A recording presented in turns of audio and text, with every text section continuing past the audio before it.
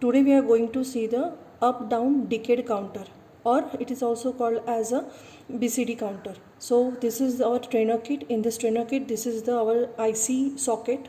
We are having input here, 8 input data we are used to give, 8 input data output you have to observe here. Now in this practical, what we have to do is we have to give a clock pulses, and this is the clock pulses. In this from this one we are used to give a manual clock pulses, and this is for the automatic setting of the clock pulses. So in this practical we are going to observe the by giving a manual clock pulses.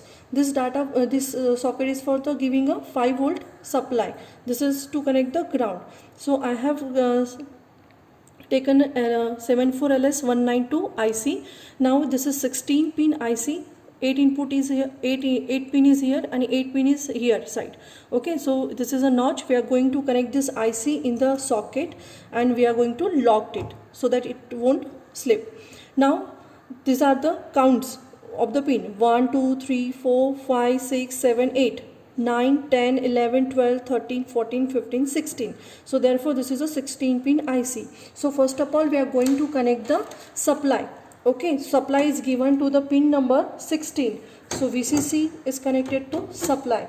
Now next is we are going to connect the ground. Ground is connected to the 8 number pin. So where is 8 number pin? 1 2 3 4 5 6 7 8. 8 number pin is connected to ground. So now in this we have to count BCD in the up count wise. So therefore the counting button means the pin number 5. From the pin number 5 we used to go for the clock pulses. Okay, so you can connect any one of the clock pulses over here. So I have connected for this one. So this is the clock pulses which I have given.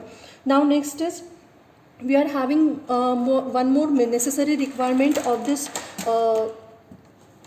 counter, that is we have to connect MR button. So MR button is connected at 14 number. So 16 15 14 14 number button we have to give input as a 0. So I am going to connect any one of the input as a 0. And next is we are having a PL button. So PL button we have to connect to the 11 number pin, and we have to give that PL button as a 1 count. So this is PL button is at the 11. So 16 15 14 13 12 11. So 11 button we have to give as a necessary requirement as a 1 as a input data.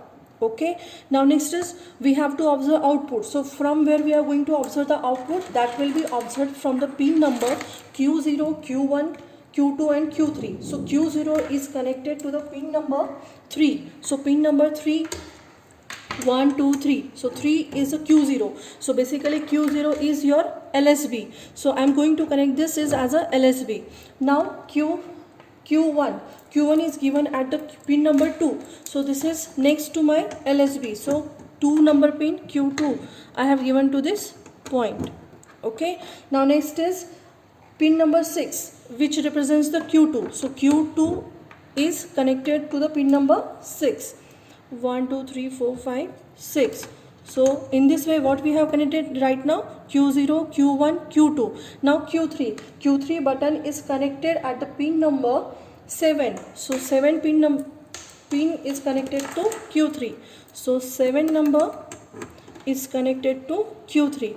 Now we are having a one special requirement for this connection. So that special requirement is we have to short circuit the pin number 1 with the 11. Pause